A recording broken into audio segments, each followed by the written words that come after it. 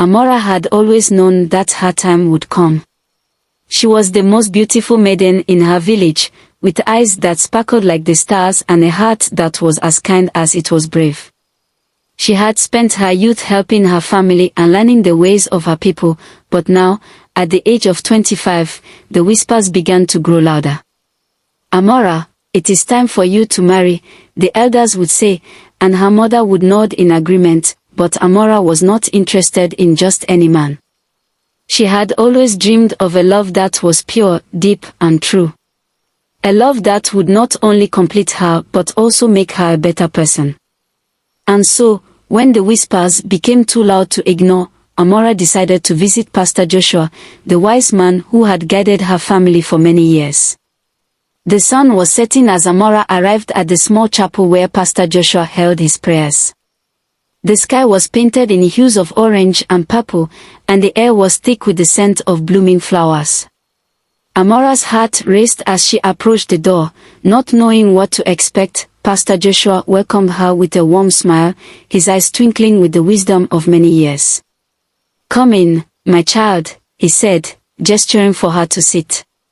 Amara sat down, her hands clasped tightly in her lap. "I have been praying for guidance," she began, her voice trembling slightly. "I believe it is time for me to marry, but I want to be sure that I choose the right man." Pastor Joshua nodded, his expression serious. "I have seen a vision, Amara," he said. "Your future husband's name is John." Amara's eyes widened in surprise. "John," she repeated. "But how will I know which John is the right one?" "That is for you to discover," Pastor Joshua replied. "But do not worry, my child. The right John will reveal himself to you in time." Amara left Pastor Joshua's chapel with a mix of emotions. While she was grateful for the guidance, she couldn't help but feel overwhelmed. How would she know which John was the right one? Would she have to wait long? What if she made a mistake? The evening air was cool as she walked back to her family's compound.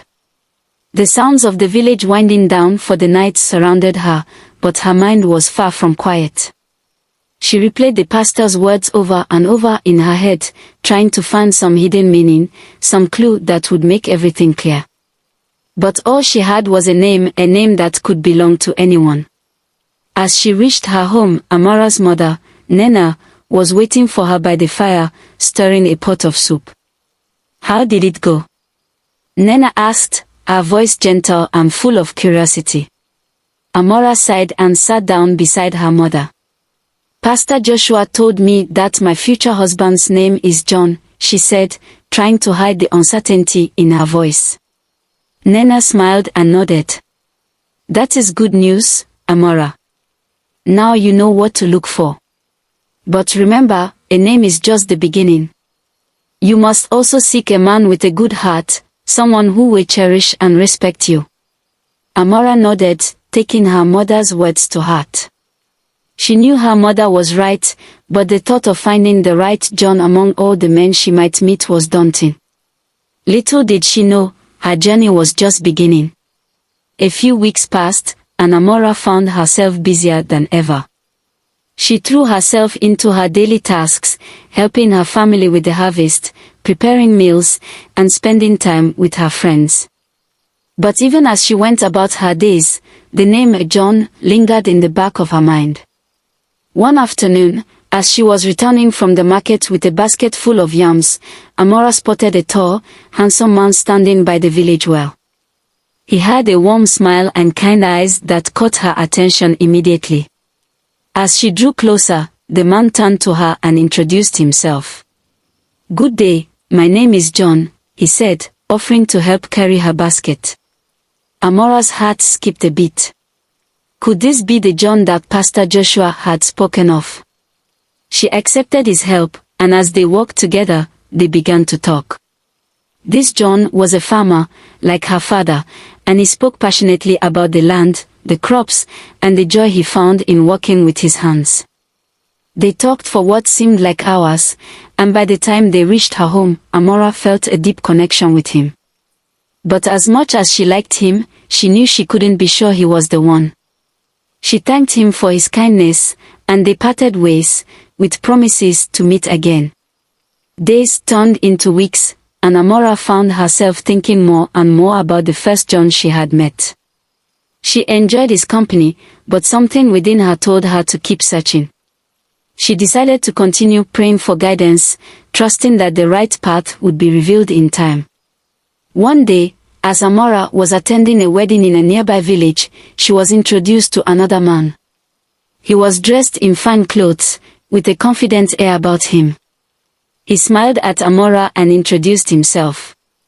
"My name is John," he said, taking her hand in his. This John was different from the first. He was a trader, well-traveled and full of stories about his adventures. He spoke of distant lands, of wealth and prosperity, and Amara found herself captivated by his tales. As they danced and laughed together, Amara felt a spark of excitement. This John was charming and charismatic, and he made her feel special.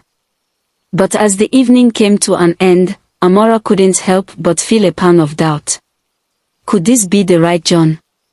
Or was she being dazzled by his wealth and charm? The days passed, and Amara's thoughts were filled with confusion.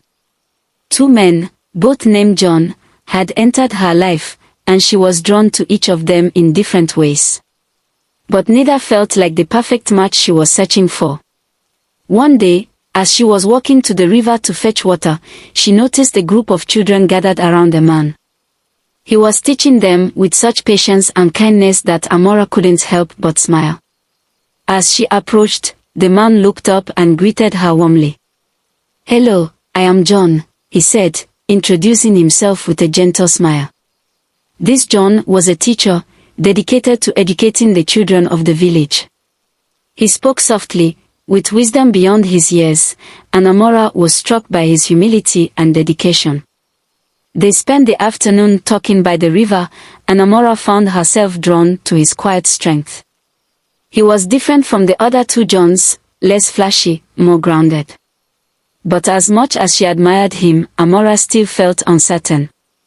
Could this be the John that Pastor Joshua had foretold? Amara now found herself in a dilemma. She had met 3 men, all named John, and each one seemed to have qualities that she admired. The first John was hardworking and kind, the second was charming and successful, and the third was wise and gentle. But which one was her true love? She spent sleepless nights turning the question over in her mind. During the day, she would see each of the Johns and find herself growing closer to them, but her heart remained undecided. The prophecy had given her a name, but it had not given her the answer she so desperately sought. Her family noticed her restlessness, and one evening, her father, Obina, spoke to her. "Amara, you seem troubled," he said, his voice full of concern. "Is there something on your mind?" Amara hesitated before replying. "Father, I have met 3 men, all named John. I like them all, but I do not know which one is the right one for me." Obina listened carefully before offering his advice. "Amara, you must follow your heart.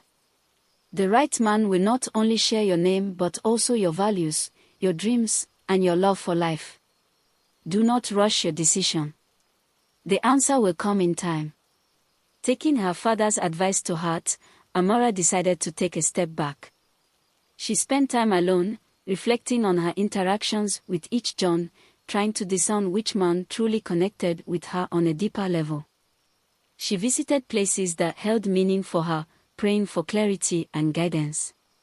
The first John continued to visit her, often bringing fresh produce from his farm. They would sit under the shade of the big Iroko tree and talk about life, dreams, and the future. Amara admired his simplicity and the way he found joy in the little things. The second John invited her to join him on a trip to the market in a distant village. The journey was filled with excitement and adventure, and Amara couldn't help but be impressed by his worldly knowledge and the respect he commanded wherever they went. The third John often engaged her in deep conversations about philosophy, the future of their people, and the importance of education. He challenged her to think critically and to see the world in new ways. Their connection was intellectual and spiritual, and Amara found herself drawn to his wisdom. Amara's confusion only grew as she spent more time with each of the Johns. Desperate for clarity, she decided to visit Pastor Joshua again, hoping that he might offer her more guidance. But when she arrived at the chapel, she was met with devastating news. Pastor Joshua had passed away the night before. The village was in mourning, and Amara felt a deep sense of loss. The one person who had given her the prophecy was now gone, leaving her with more questions than answers. As she sat in the chapel, tears streaming down her face, Amara realized that she could no longer rely on others to make her decision. Pastor Joshua's death was a reminder that life was unpredictable and that she had to trust herself to find the right path. With the passing of Pastor Joshua, Amara knew that her journey had shifted. It was no longer about finding the man with the right name, it was about finding the man with the right heart. She needed to look beyond the surface, beyond the prophecy, and truly understand who each John was as a person. Amara decided to spend time alone, away from the distractions of the village and the company of the 3 Johns. She traveled to a quiet retreat, deep in the forest, where she could meditate, pray, and connect with her inner self. In the stillness of the forest, Amara began to reflect on what truly mattered to her in a relationship. She thought about the qualities she valued most: kindness, integrity, love, and mutual respect. She realized that the right John would be the one who shared these values, who saw her for who she truly was, and who would support her in becoming the best version of herself. As Amara spent more time in the forest, she began to notice signs that seemed to guide her towards the right John. She dreamed of a peaceful river, where she sat with a man who held her hand and spoke words of comfort and love. The dream felt so real, as though it was a message from beyond, urging her to pay attention to what truly mattered in her search for love. Amara awoke from the dream with a sense of calm and purpose. She realized that the man in her dream wasn't defined by wealth, status, or even outward charm. Instead, he was someone who made her feel at peace, who understood her at her core, and who would walk beside her through life's ups and downs. With this newfound clarity, Amara decided it was time to return to the village and continue her journey to discover the real John. Amara's return to the village was met with joy and relief. Her family had missed her, and the 3 Johns had each wondered where she had gone. They were eager to see her again, each hoping that her time away had brought her closer to choosing him. As she walked through the village, Amara felt a deep sense of gratitude for the people and the life she had. She knew now that the decision she faced wasn't just about choosing a husband, it was about choosing the life she wanted to lead and the partner who would support and share that life with her. She prayed one last time before deciding to spend more intentional time with each John, carefully observing how they interacted with her, with others, and with the world around them. Amara's first visit was to the home of the farmer, John.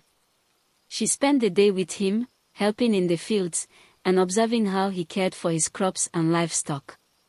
As they worked side by side, Amara noticed the respect he had for the land and the pride he took in his work. That evening, they shared a simple meal together, and John spoke about his dreams of expanding his farm, of one day teaching others how to cultivate the land as he did. Amara was touched by his dedication and the quiet strength he showed in his everyday life. But as much as she admired him, Amara couldn't shake the feeling that something was missing. She found herself wishing for deeper conversations, for a connection that went beyond their shared tasks. The farmer, while kind and hardworking, didn't seem to see the world in the same way she did. Next, Amara visited the trader, John, who was eager to show her the latest goods he had acquired on his travels. He took her to the market, where they wandered among the stalls, and he bought her beautiful fabrics and jewelry, speaking in grand terms about the future he could provide for her. Amara enjoyed the attention and the excitement of the day, but as the sun set and they sat down to dinner, she began to feel uneasy. The trader spoke often of wealth, of the things he could buy and the places he could take her, but he rarely asked about her dreams or feelings. It was as if he was more interested in impressing her than truly knowing her. As the evening wore on, Amara realized that while the trader could offer her a life of luxury, it wasn't the life she truly desired. She wanted more than material wealth. She wanted a partner who would share her values and her vision for the future.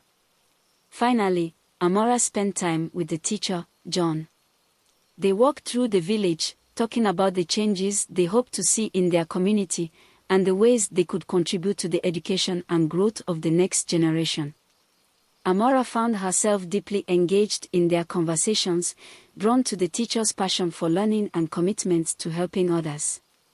His words resonated with her, and she felt an intellectual and emotional connection that she hadn't experienced with the other Johns. As they sat by the river, watching the sunset, Amara noticed how the teacher listened to her with genuine interest. He asked about her thoughts, her dreams, and her hopes for the future. Unlike the others, he didn't just speak about his own plans, he wanted to know about hers as well. Amara felt a sense of peace in his presence, a quiet confidence that they were aligned in their values and aspirations.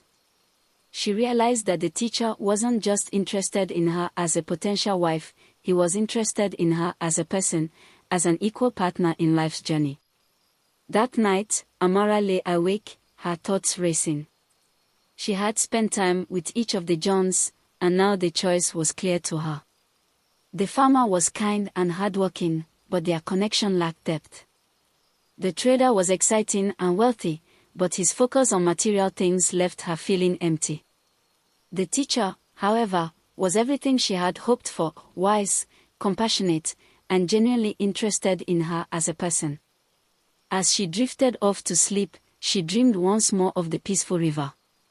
This time, the man beside her was the teacher, John. They sat in silence, hand in hand, watching the water flow gently by. In the dream, she felt a deep sense of contentment, as if she had finally found her true place in the world. When she awoke, Amara knew that her decision was made. The prophecy had come true, not just in the name, but in the spirit of the man who would be her partner for life. With her heart now certain, Amara decided it was time to speak with each of the Johns. She wanted to be honest and fair, to let them know where her heart lay. She first visited the farmer, John, and thanked him for his kindness and the time they had spent together. "I admire you greatly," she told him, "but I must follow my heart. I have come to realize that we are not meant to be more than friends." The farmer smiled gently, understanding in his eyes. "I wish you nothing but happiness, Amara. You deserve a love that is true and deep." Next, Amara visited the trader, John. She told him that while she had enjoyed their time together, she didn't feel that they were truly compatible. The trader, though disappointed, appreciated her honesty. "You have a bright future ahead of you, Amara," he said. "I'm glad we met, and I hope you find the love you're looking for." Finally, Amara made her way to the teacher, John. She was nervous but excited, knowing that this conversation would change both of their lives. Amara found the teacher in his small home, surrounded by books and papers. He looked up as she entered, and she saw a flicker of hope in his eyes. "John," she began, her voice steady, "I have spent time with each of you, and I've come to understand what my heart truly wants.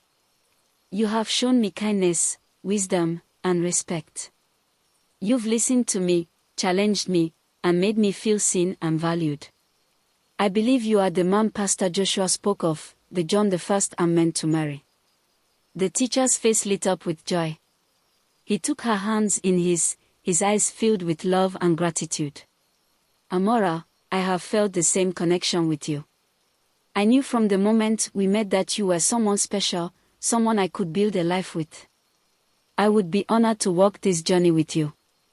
With that, the two embraced, knowing that they had found something rare and beautiful, a true partnership built on mutual respect, love, and understanding. News of Amara's decision spread quickly through the village, and soon everyone was preparing for the wedding. The villagers were overjoyed, for they had watched Amara grow into a strong and wise woman, and they knew that she and the teacher would make a perfect match. The wedding day was a beautiful celebration of love and unity. The sun shone brightly, and the village was filled with the sounds of music, laughter, and the aroma of delicious food. Amara and the teacher, John, exchanged vows under the same iroko tree where they had often sat and talked. As they pledged their love and commitment to each other, surrounded by family and friends, Amara felt a deep sense of fulfillment. She knew that she had made the right choice, and that her life with John would be filled with joy, growth, and shared dreams. Amara and John's marriage was everything they had hoped for and more. They supported each other in their individual pursuits, Amara in her work within the community, and John in his teaching and efforts to uplift the next generation. Their love grew stronger with each passing year, grounded in mutual respect, deep communication, and a shared vision for their future. They became pillars of the village, known not only for their wisdom and kindness but also for the love they showed each other every day. Together, they built a home filled with laughter, learning, and love. They raised children who carried on their legacy of compassion and wisdom, and they remained committed to each other through all of life's challenges. In the end, Amara knew that the prophecy had been right all along. The name John was only the beginning. The true blessing was finding a partner who was her equal, her confidant, and her true love. And so, Amara and John lived happily ever after, their love story becoming a cherished tale in the village, passed down through generations as a reminder of the power of faith, wisdom, and the courage to follow one's heart.